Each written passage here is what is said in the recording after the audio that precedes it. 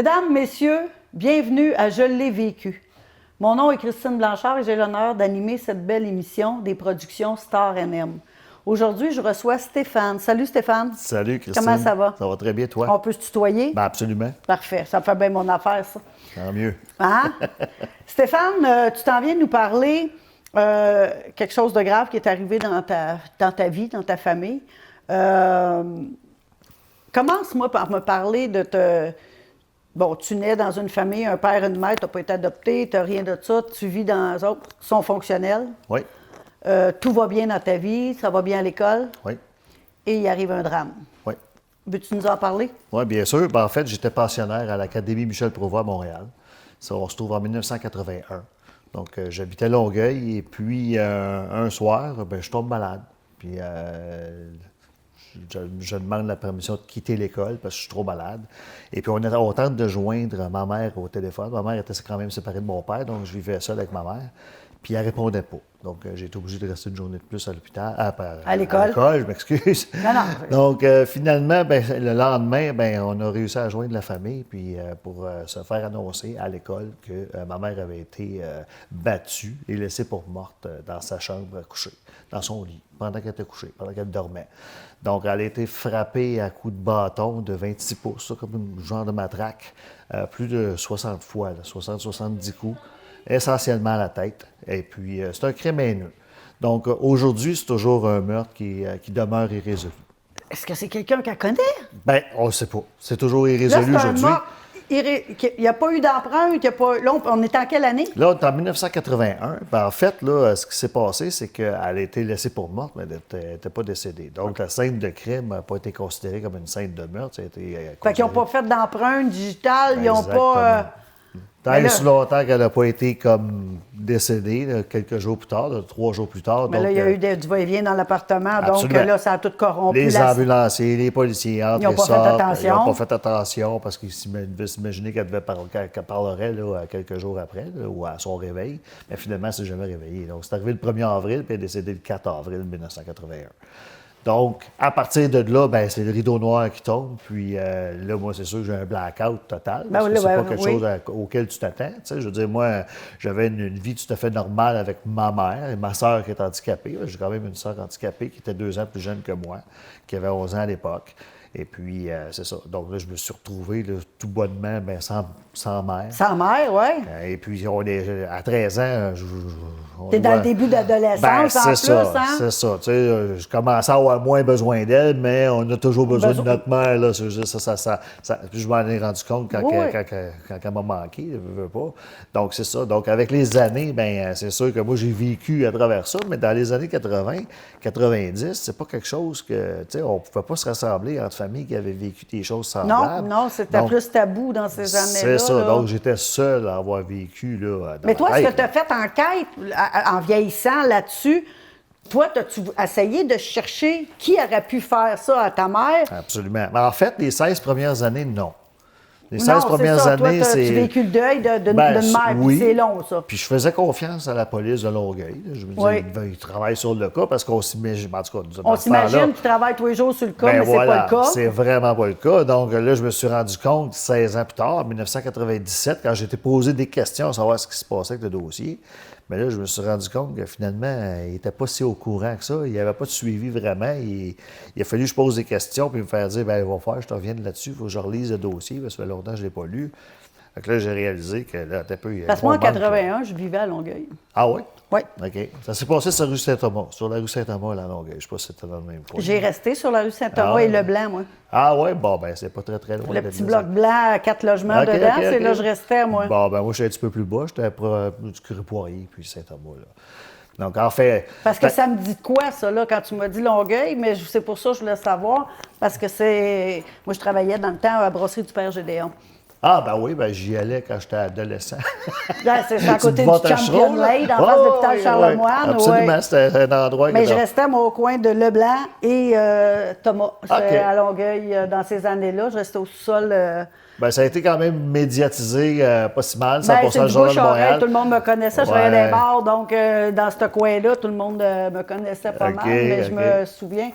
Mais là, tu sais, c'était vague, là. Une madame s'est faite tuer dans son Ouais. logement. Elle s'est battue dans son logement, puis elle est décédée.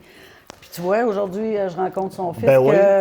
je ne pensais jamais. Là, tu sais, moi, ça m'a sorti de l'idée, parce que ça ne m'appartient pas. Donc, Mais là, toi, tu dis les 16 premières années. Ben, c'est ça, tu sais, si je reviens à la question, dans le fond, est-ce que j'ai enquêté? Non, pas les 16 premières années, mais à partir du moment que j'ai eu des drôles de réponses du corps de police, ben là, c'est sûr que j'avais encore de plus en plus de questions à Oui. poser, parce que plus que j'en posais, moins j'avais de réponses. Donc là, oui, je me suis mis à enquêter, puis là, j'ai été rencontrer même le suspect, là, en 1997. Le suspect, c'était le chum, l'ami de cœur de ma mère, tu sais. Je veux dire, ça a demeuré le suspect jusqu'à sa mort tout récemment. Et est-ce que tu as eu une preuve que c'était lui? Non, absolument pas. Absolument pas. Mais toi, tu l'as rencontré? Je l'ai rencontré. Je l'ai rencontré là, quand j'avais 13 ans. J'avais été le voir, là, peut-être même 14 ans, là, pas tout à fait un an après le meurtre de ma mère. Après ça, je l'ai rencontré 16 ans après avoir rencontré la police. Tu l'as affronté? Je l'ai affronté. J'ai posé la question, tu sais, directement. Mais avant qu'il décède, est-ce qu'il a avoué? Non, il ne l'a pas avoué. Puis même sur son lit de mort, la question il a été posée par sa femme, puis il a répondu juste non. Non. Point. Mais là, il n'y a plus rien à perdre. Donc, crois-tu que c'est pas lui? Moi, je crois que c'est lui, quand même, mais pas à 100 %. Donc, je vais toujours avoir un doute. Là, Toujours un doute. wow, Est-ce que tu as continué, après son décès, à faire des recherches? Ah, ben oui, définitivement. Mais je suis devenu, avec le temps, président de l'organisme Meurtre et Disparition irrésolue du Québec. Puis là, Oh, wow! j'ai 15 Félicitations. Ben, merci. Puis là, j'ai 15 enquêteurs qui travaillent pour l'organisme. Pas seulement sur le cas de Roxane Luce, parce qu'elle s'appelait Roxane Luce, ma mère, mais sur plusieurs cas, comme le cas de Cédria Provencher qui a été disparu. Donc, ça fait partie des disparitions. Parce qu'il y en a beaucoup de meurtres au Québec. Parce que moi, j'aurais été une super bonne enquêteur. Il y a plusieurs meurtres non résolus au Québec, que ce soit des enfants ou des drames conjugales ou quoi que ce soit, qu'on ne peut pas appeler le meurtre parfait, parce que c'est sûr que dans les années 80, les ADN et les empreintes, tout, on n'était pas en 2024. Aujourd'hui, c'est un peu plus complexe si on est... parce que la plupart des gens, maintenant, on est... même moi, qui est un ange, je suis, mes empreintes digitales, mes tatous sont dans le... OK. Je n'ai pas été un ange toute ma vie. C'est pas moi qui leur ai donné mes empreintes. Là, ils les ont pris tout seuls. Puis moi, je suis contente de ça parce que je me dis, il arriverait quelque chose, qu'il m'arriverait quelque chose, par mes tatous, de quoi on va me reconnaître. Là, au moins, je ne reste pas une victime non identifiée pendant des années, puis me ramasser une fausse commune que, regarde, on ne sait pas c'est qui, puis pas réclamé. J'ai pas d'enfants, j'ai presque plus de famille. Okay. Il me reste un frère puis 2 petites nièces, tu sais. Fait que qui va me retrouver, tu sais? J'ai pas d'enfants, pas de petits-enfants. Fait que c'est sûr et certain que... Mais là, toi, là, t'es président de ça fait 15 ans que tu es là-dedans? En fait, non. L'organisme a été ouvert en 2017.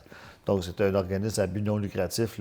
Jusqu'à tout récemment, ça s'est transformé en organisme de bienfaisance. Donc, OK. On a été reconnu comme, en fait, un organisme d'enquête qui fait ça pour le bien des gens. Fait que toi, tu as des des enquêteurs qui travaillent et ils ont des dossiers, comme on appelle des cold cases. Exact. Des cas non résolus. Ouais. Ah, tu vois que je connais ça, j'adore ça, moi. Des cold cases, et vous travaillez en collaboration pour essayer de d'élucider. Est-ce qu'on travaille sur le cas de ta mère aussi? Est-ce qu'il fait partie d'un cold case, ta mère? Oui, ma mère, c'est un cold case, mais c'est sûr que c'est un cas que je me suis approprié. Donc, je suis pas mal le seul qui travaille sur le dossier. Je le connais quand même par cœur. Tu peux déléguer un peu aussi, Oui, des fois. en fait, on a 135 familles inscrites chez nous sur un fou. total de 1077. Là. Donc, on a une base de données de 1077 meurtres et disparitions au Québec. Êtes-vous la seule association la seule enquêteur pour les meurtres non résolus, les cold cases qu'on appelle? Êtes-vous la seule au Québec? Fait que si des gens, mettons, il y a une disparition depuis 20 ans ou madame, elle a... parce qu'il y a une madame qui est venue à l'émission ici, elle a 80 ans. OK. Son enfant a été enlevé à l'hôpital à la naissance et ça fait 56 ans qu'elle le cherche. Elle sait qu'il est vivant, elle dit qu'elle le ressent et je la crois parce que ça a l'air une mère. Moi, je ne suis pas de mère, mais ma mère me disait, je sais qu'il t'est arrivé de quoi hier. Je disais, comment tu peux savoir ça? Je le ressens. Ma mère, pareil, c'est viscéral, on dirait. On dirait que le cordon ombilical, il ne sera jamais coupé avec nos mères. Ils se ressemblent tous en dedans de nous autres. Ouais. Et elle cherchait son enfant. peux-tu aller dans... peux-tu communiquer avec vous autres ou c'est seulement meurtre ou ces choses-là? Bien, c'est sûr que l'organisme est plus en fonction des meurtres et OK. des disparitions irrésolues, mais une disparition d'enfant ou que, tu sais, quelqu'un qui cherche son enfant depuis longtemps, on peut le considérer comme une disparition, mais c'est pas criminel, puis c'est pas volontaire, puis c'est pas accidentel. Bien, c'est criminel parce que c'est l'hôpital qui ont enlevé sans y dire, là, mais l'histoire, l'émission va passer, là, ça ne m'appartient pas, c'est elle.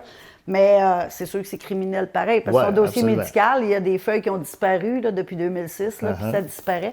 Mais On a eu quand même des demandes, même d'enquêteurs qui seraient intéressés à travailler sur ce genre de dossier-là. Donc, peut-être, tu sais, il faut un peu communiquer avec nous. Je ne peux pas garantir qu'on va travailler là-dessus. Non, c'est... Immédiatement, par contre, ça serait considéré. Mais tu sais, si on ne l'appelle pas, on a un oui ou un non, sinon on n'aura jamais de réponse. Exactement, exact. Moi, j'aime mieux avoir un non que pas avoir rien puis rester dans le Tout à fait. néant. Là, tout, On est plus à la recherche de gens, par contre, tu sais, que s'ils ont connu quelqu'un qui est disparu, là, réellement, qu'on sait qu'il est vraiment disparu, qui n'est jamais revenu, ou un meurtre qui a été qui s'est produit, mais qui n'a jamais été comme élucidé. Là, les gens, j'invite les gens à communiquer directement avec nous. Là, ça va nous faire plaisir de voir ce qu'on peut faire. ça va être un numéro de téléphone, un courriel qu'on va pouvoir mettre en bas de l'écran à la fin à la fin, où il va passer quelques fois. Là, Okay. Toi, le petit gars de 13 ans qui est à l'école, qui est supposé d'être chez sa mère, mais qui ne répond pas, ça veut dire que si toi, tu aurais parti de l'école, t'en allais chez vous, juste comme ça, tu aurais pu prendre le coupable sur le fait, là. Oui, bien, le coupable, tu le fais peut-être pas, parce que ça s'est quand même produit le soir. Donc, il aurait fallu que j'arrive chez moi vers 11h30 le soir. Oui, mais toi, là, dans cette journée-là, tu avais appelé pour pas. Puis tu ne rejoignais pas ta mère. Ouais, en fait, c'est le lendemain matin, là, quand c'était déjà fait d'abord quand toi. Ouais. Par contre, si l'école avait décidé de me libérer, de dire OK, vas-y, là, quand même, là, parce que je prenais quand même. T'aurais été témoin de ça. Là, j'aurais été la personne qui l'aurait découvert. Oui, en effet. Tu l'aurais découvert ou tu aurais été témoin? Je l'aurais découvert. Je l'aurais découvert parce que c'était déjà fait. Donc, en principe, je serais arrivé chez moi peut-être vers les 9h30, 10h le matin, tu sais, puis ça s'était produit. Parce qu'elle était retrouvée juste à 11h30, 12 heures plus tard, à 11h30 le lendemain. Donc, le lendemain matin. Donc, moi, qui l'a trouvé? C'est son frère. Parce il n'y avait pas de nouvelles? Bien, c'est ça. C'est parce que l'école essayait d'appeler ma mère, ça ne répondait pas. Ils ont appelé au travail. Là, le patron a dit, bien, pas rentrer, c'est bizarre. Le patron a appelé la mère de ma grand-mère, la mère de ma mère, pour demander, Roxane, es-tu correcte? Parce qu'elle n'est pas rentrée ce matin, c'est pas dans son habitude. Là, ma grand-mère a dit, ben, t'as peu, je vais envoyer son frère visiter. Fait que ton oncle s'en va là. C'est lui qui s'est ramassé là, puis là, il a fait la découverte. La porte n'est pas barrée en avant, donc quand il était dans la chambre. Ça veut dire qu'il n'y avait pas. Ta mère, il n'y avait pas de vitre cassée ou de porte défoncée. Bien, donc... ça, c'est la version qui diffère entre la mienne et celle de la police. En fait, il y avait effraction. Moi, je peux vous garantir qu'il y avait effraction parce que les fenêtres de ma chambre avaient été percées, là, les cadrages, puis la fenêtre était brisée. Fait qu'il est rentré par là. Ils sont rentrés par la fenêtre de ma chambre. Par contre, le rapport n'indique pas que la fenêtre de chambre avait qu'il y avait eu effraction par la fenêtre. Elle avait été refermée probablement par son tueur. Donc, si je te dis, mettons, si, dans des cas comme ça, on reste comme ça, là, dans des cas comme ta mère, que la personne a été battue, écoute, là, c'est pas drôle, elle est morte 4 jours plus tard, donc c'est pas juste une tape sur la gueule, là.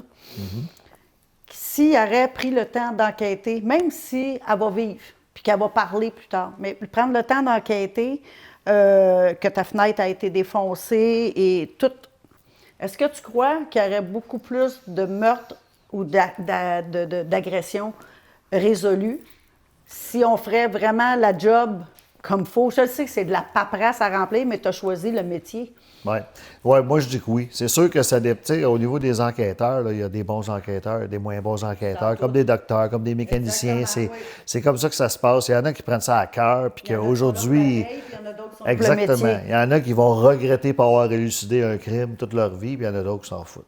Moi, parce que j'ai vu des émissions avec des enquêteurs qui ont enquêté dans les années 70 et qu'aujourd'hui, ils ont 80 quelques années passées et ça les tourmente. Ils ont encore ça dans... moi, je te dis que j'ai des gros mots dictionnaire dans ma tête, mais ils ont encore ça dans la tête que c'est pas résolu. Absolument. Et ça les fatigue, puis ils savent qu'ils ne seront pas capables. Mais là, je sais qu'il y a dans la SQ, il y a un groupe d'enquêteurs qui ont commencé à en sortir. Est-ce que ces enquêteurs-là qu'on voit dans les émissions comme Chambre, mettons à Pointe-aux-Trembles, qu'on a vu voyons, appartement 6. L'appartement 5, ben ça, Appartement c'est 5. c'est nous, ça. En fait, Patricia Ferguson, c'est meurtre et disparition irrésolue du Québec, qui a mis la police au pare-feu, puis que justement, il y a un homme qui a été arrêté. C'est là, bien dans le lui dossier. qui était son voisin. Ben ça, c'est notre enquêtrice, Marie Saint-Germain, là, qui était notre vice-présidente, qui a mis la Ben, police c'est au pare-feu. Puis ça faisait 30 ans passé, Et à voilà. peu près 30 ans que c'est l'appartement 5 pour être au 30. Parce C'est que tu ça. parles du toit rouge et tout, c'est des choses. Moi, dans ce temps-là, j'étais un petit peu délinquante, j'étais dans ces coins-là et tout. Là, On est le allé Zénith, fouiller, là, on allait danser là. On est allé fouiller cet hôtel-là, justement, parce qu'elle a été démolie Démolie. depuis. Mais on est allé la visiter avant qu'elle soit démolie, parce que, bon, il y avait eu vent que À se M. renterrer là. Odette, ouais, Ouais, il, allait là. il allait souvent, là, lui. Hein? Exactement. Donc, fait que on est allé voir s'il n'y avait pas des vestiges, parce qu'il y avait quand même pas mal de paperasse qui avait été laissée en arrière. C'était un méchant trou, ça. Ça a fait partie de notre enquête. Mais, Fait que c'est là-dessus, hey, moi, ça, là. Écoute. Ben, c'est ça. Fait que c'est le travail que Meurtre et disparition irrésolue du Québec fait. Fait que vous avez travaillé sur, justement, l'appartement 5 Ouais. et vous avez réussi parce que je sais que Marie-Christine, qui est la Marie-Christine journaliste, Bergeron, c'est oui, je l'adore. Et puis, j'étais contente qu'elle trouve, après près de 30 ans. Ben c'est ça, on l'a mis, on a demandé, c'est parce que Marie-Christine, c'est une ancienne de JE. Hein, Oui. Fait que, puis Oui. Marie-Christine a été bénévole chez nous pendant 1 an. Fait que pendant cette année-là, ben, on nous demandait, tu sais, as-tu des cas qui seraient plus? Ben il y en a un qui serait intéressant, puis c'est justement celui-là de Patricia Ferguson. Ça veut dire que les policiers qui ont fait l'enquête quand c'est arrivé à Patricia Ferguson, qui n'ont même pas posé de questions à ce gars-là, rien de ça. Ça a C'est là passé qu'on droit. vient d'en prendre pour dire, il y en a-tu pour la paye, puis il y en a d'autres pour le travail. Parce que les enquêteurs comme toi, tu sais, t'es pas enquêteur, mais je veux dire, les enquêteurs qui travaillent, t'es enquêteur Je dans suis un sens. Ben, je suis enquêteur privé. Ça, T'es c'est- enquêteur ouais, privé. j'ai Bon, ma t'es licence, ouais. enquêteur. Toi, t'es là pour le résoudre. Trouver la faille. Ouais. Puis vous êtes à but non lucratif, vous disiez, là, Exact. vous venez d'être reconnu. Oui. Ça veut dire que tu le fais avec ton cœur. Absolument. Ça fait plus de 7 ans que je travaille bénévolement là, juste pour aider les familles. Parce que Fait je que là, sais. on parle encore du policier, qu'il n'a pas fait sa job. Ben, c'est Tu sais, que- on a bien beau dire des années 70, mais tu es un policier, tu as été formé à Nicolette, tu as été formé pour être ça. Va jusqu'au bout de ton enquête, pose des questions. Je trouve qu'il y a beaucoup de... Ah, ça va être long, on va la mettre là, puis regarde, on travaillera demain là-dessus. Puis ça, les cold cases, ben ça s'empile, ça s'empile, ça C'est s'empile. Ben, là. les enquêteurs des années 80, bien souvent, c'était des policiers qui avaient des promotions. Mm-hmm. C'était pas nécessairement des gens qui étaient formés. De toute façon, avec les enquêteurs que ma mère a pu avoir, là, je parle vraiment des premiers enquêteurs, oui. C'était pas des vrais enquêteurs, justement. Ça, un vrai enquêteur, tu le disais tantôt, c'est des enquêteurs qui vont encore se poser la question aujourd'hui sur Oui. c'est qui a fait tel et tel crime, tandis qu'un enquêteur qui travaillait pour sa paie, il pense plus à ça aujourd'hui. Non, il dort très bien. Exactement. Parce que moi, j'ai rencontré un policier, un enquêteur, il était à 2. Puis il y en a un qui était fendant pas mal, puis l'autre, il m'a regardé, puis il dit, vous savez, Mme Blanchard, moi, j'ai jamais pris de pilule pour dormir le soir avant de me coucher.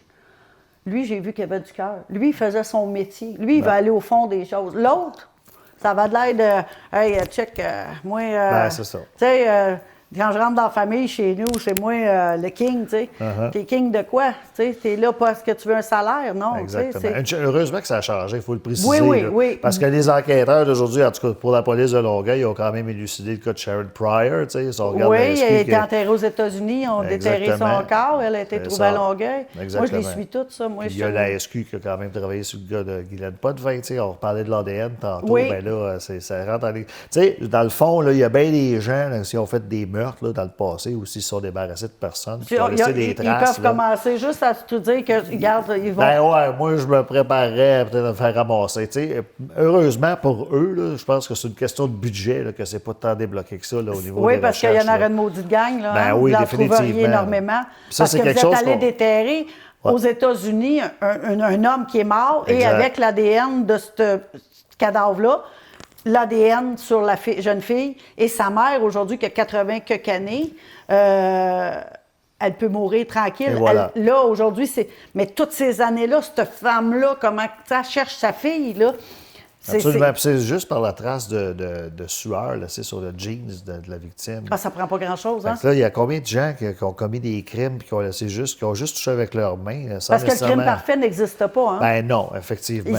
Ça peut prendre 30 ans, 35 ans, 50 ans, Mais le crime parfait n'existe pas. À Puis moins- surtout avec les technologies d'aujourd'hui, ça veut dire que toi, peut-être dans 10 ans, dans 15 ans ou dans 5 ans ou dans 1 an, tu vas avoir la réponse pour ta mère aussi. Ben, c'est ce que je souhaite éventuellement. C'est sûr que là, plus que les années avancent, moins j'y pense. Mais je veux dire, ça ne s'estompe pas. Là. Je veux dire, c'est sûr que. Mais non, mais tu es là-dedans. Je suis là-dedans. Et c'est tu ça. vois qu'on est capable de résoudre Voilà. des meurtres qui se sont passés. Donc, ta mère en 81. Mais ta mère en 81, il n'y a pas de voisins qui l'ont entendu crier. Il n'y a pas de. Il y a eu oui, il y a des. Parce que là, il faut se dire que les blocs, c'est un à côté de l'autre. Là, puis c'est des petits bungalows là, qu'on Ouais, appelait. c'était comme un triplex double, là, dans le fond, Ouais. dans lequel la voie n'est pas restée au sous-sol. Donc, la voisine au sous-sol, de l'autre côté, a prétendu avoir entendu, là, mais avec justement les enquêtes que j'ai faites avec les années, je me suis rendu compte que c'est une chauffeur de taxi qui laissait ses enfants seuls la nuit. Fait que pour pas elle a menti aux policiers. Là. Ben Donc, oui, oui, c'est sûr. là, c'est plus tard, quand j'ai rencontré un des enfants, cet enfant-là m'a quand même raconté que sa mère n'était pas là. Fait qu'elle avait juste dit ça pour prouver qu'elle était là, finalement. Hein. Donc, mais non, mais à part de ça, il n'y a pas eu personne qui s'est aperçu de rien. À 11h30 du soir, là, mercredi soir, il n'y a pas Quel grand âge monde. avait ta mère? Elle avait 35 ans. 35 ans. Elle avait 35 ans. Ta mère, c'était pas une femme qui consommait de l'alcool, de la drogue, qui sortait des bars, parce que dans ces années-là, à Longueuil, il y avait des bars. Oui. Non, dans le fond, c'est une adjointe administrative. Elle travaillait pour une compagnie sur Sherbrooke-Est qui s'appelait Probe Science. Sherbrooke-Ouest, plutôt. OK. C'était Probe Science. Donc, c'était une compagnie de logiciels. Fait qu'elle se levait le matin, elle, à 5h30 pour aller travailler, pour arriver là pour 8h. Fait que on appelle ça un 8 à 5. Ah, une ouais, travailleuse à boîte à lunch, du 8 à 5. C'est ça. Elle élève ses enfants. T'as une sœur qui est handicapée, puis il y a toi. Puis c'est vraiment... Parce que là, on sait que les années 80, c'est les années... C'était olé, olé, mais elle est à sa place, puis elle fait ses affaires. Ben, tu sais, Donc, elle n'a pas rencontré un gars dans un bar un soir, puis que c'est vraiment... Elle avait son chum qu'elle venait de laisser, le suspect que je te parlais tantôt. Tu sais, mais si on revient un peu à Patricia Ferguson, tu sais, qui était justement une fille de bar, tu sais, puis qu'on savait, puis tout ça, bien, c'était un petit peu pour ça que la police, elle ne s'en est pas trop occupée. Parce que dans ce temps-là, c'est comme si la femme qui se faisait tuer le méritait pratiquement. Moi, quand j'étais à l'école... Je te dirais qu'en 2024, ça n'a pas beaucoup changé. Ben, pas le côté policier. Non. La mentalité des gens. Ouais. Elle a mangé une tape sur la gueule, elle devait la mériter. Ben, mais ça. personne ne mérite une tape sur la gueule. Mais personne ne mérite de mourir par rapport à ça. Par rapport à ça, oui, c'est ça. Quand j'étais jeune, que je suis retourné à l'école, ben, je suis quand même retourné à l'école la semaine suivante là, pour essayer de me changer les idées parce que je trouvais ça assez difficile Même comme mon père était surpris, je devais le retourner à l'école. Oui, mais toi, tu n'as pas cette image-là. Non, c'est ton oncle qui l'a. C'est ça, exactement. Mais moi, je voulais quand même revenir à la normale le plus rapidement possible. Puis c'est mes pères qui me disaient « Ta mère, c'est une putain? » C'est fou, hein? Parce que ça a passé dans le journal. Là, ouais, ça m'insultait, c'est un moyen temps. Je veux dire. Bien, c'est ça, il était jugé. On parle des années 80. Voilà. Fait que c'est pour ça que, tu sais, comme je te dis, c'est comme les gens, je veux dire, ils ne mettaient pas beaucoup d'efforts. Tu sais, si le gars était moindrement dans la gaffe, ou il était drogué, ou il dealait, quoi que ce soit, ou la femme, même chose. Parce que les années 80, entre Sainte-Foy puis Curé-Poirier, Roland-Terrien puis Chemin-Chambly, c'était rock'n'roll. Ben, parce c'est qu'on ça, se tenait au contact. Nous autres, Brasserie Sainte-Foy, c'était des gars de bicycle en l'air, puis c'était rock'n'roll à la temps. Le flirt avec, c'était... J'en ai vu, là, parce que moi, ces années-là, c'était les années que j'étais à Longueuil. Puis ça jouait aux cartes, puis ça jouait fort en antenne. Il y avait des petits restaurants, je nommerai pas de nom, mais on aurait des restaurants. Tout ce que tu me nommes là, je les connais toutes. Parce que adolescent puis jeune adulte, j'y étais. Ben moi, j'ai 57 aujourd'hui. 57, je vais avoir 61. Fait qu'on est dans, c'est ça, on est pas dans les mal. mêmes On s'est années. peut-être déjà rencontrés dans ces places-là. Peut-être, mais tu sais, 57 à 60, ça fait 3 ans, ça fait 4 ans de différence. Oui, peut-être. Parce que moi, j'étais plus à Brasserie Sainte-Foy, j'étais au Oscar, au Doric. Ben, je me suis marié là. Moi, la salle qu'il y avait en haut, c'est là. Ah ouais? J'avais une école de danse, mais juste à côté du poste de police, sur Curé-Poirier, il y avait une salle. C'est avant Sainte-Hélène. J'avais une petite salle, puis j'avais une école de danse qui était là. Ça s'appelait l'école de danse chez Pacha. Ah, ben je me souviens de ça. C'est ton école de danse. Oui. Je faisais du karaté pas loin, moi, au Chevrolet. C'est là que j'étais au karaté, moi aussi. À Tewaza? Oui. Ah, ben, on a fait du karaté à la même place. Ben, écoute, Même le monde place. est petit. Tu sais, c'est pas... Ben, dans ces années-là, aujourd'hui, il y a tellement de population, mais quand on parle des années 80, tout le monde se connaissait quasiment. Ah ouais, là. ah C'est ouais, pour ça que définitivement. moi, je sais que moi, j'étais au coin de Leblanc puis que Saint-Thomas. Après ça, tu as Sainte-Foy, Saint-Thomas puis Curé-Poirier. Donc, moi, je suis là puis c'est arrivé ici. Ouais, mais ouais. mon ex, moi, qui est mort depuis 39 ans, restait au coin de Curé-Poirier, Nobert Nobert, OK. et Thomas. Ah, ouais, ben, OK, ben, c'était vraiment juste au coin de la rue. Là. C'est ça. Fait que c'est vraiment pas loin. Fait que C'est sûr que tu as dû en entendre parler par la bande, là, parce que ça s'est passé sur le coin de la rue. les de ton journaux, ex, parce que dans le puis temps, il n'y avait pas d'Internet, rien. Moi, Ouais. tous les matins, j'allais au dépanneur me chercher le Journal de Montréal, Ben, ça a puis fait aller la aux police, première page, photopolice, ouais. parce que je savais pas si j'étais dedans aussi. Là. Fait que... mais toi, est-ce que tu veux résoudre le meurtre de ta mère avant que toi, tu partes? Écoute, j'aimerais bien ça, mais c'est pas une mission. Moi, j'ai plus la mission Toi, tu d'aider. l'as accepté. Moi, je l'ai accepté, puis dans le fond, ce que je prends, tu sais, je me suis guéri en aidant les autres.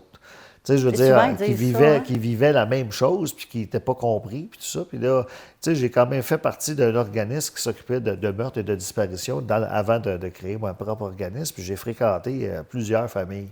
Puis quand j'écoutais le discours de ces familles-là, ben ça se répétait, insatisfaction au niveau des policiers, insatisfaction au niveau de la communication entre les familles et la police, le fait que leurs victimes étaient oubliées, que, tu sais, fait que là, je veux dire, on se ressemble beaucoup Puis là, à ce on sait niveau-là. là. qu'aujourd'hui, avec les drogues dans la rue, les itinérants dans la rue et tout le kit, les policiers là, sont débordés là, Absolument. C'est ça qui se Puis il y en a passe. des meurtres, là. Oh, oui, Il y en a des meurtres avec la drogue et tout, mais c'est sûr et certain, ils sont débordés. Les policiers, ça n'a pas de bon sens. Fait que c'est sûr, ils s'attardent moins sur un cold... C'est pour ça qu'il y a tant de cold case, là, à un moment Exact. donné. Ils disent qu'ils font des cellules de spécialisées en cold case, mais sont quand même empruntés pas mal souvent, ces enquêteurs-là, pour aller enquêter sur des cas récents. Fait que c'est vous autres, dans le fond, là, qui prennent ça en main et qui sortent une boîte à la fois et disent, bon, OK, on enquête. On n'a même pas de boîte. On part avec la famille. La famille, elle est au courant de tout. Il y a encore des fois là, la petite culotte ou quelque chose. Oui, ça, c'est au niveau de la police. Nous autres, Vous autres, vous ne pouvez pas on n'a pas accès à prendre ça. cette boîte-là et dire Non. oh, ça s'en retourne là puis on veut avoir Absolument un autre pas. ADN. On peut pousser là-dessus, par contre. Nous autres, c'est ce qu'on fait. Comme là, on a un cas, ce cas du petit Stéphane Gauthier qui était assassiné en 82.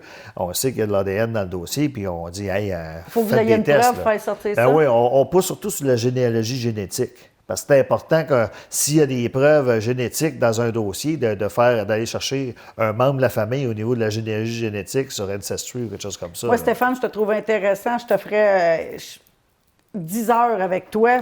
J'adore ça.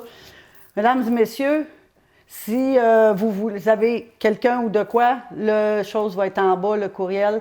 Merci, à la prochaine. Merci, Stéphane.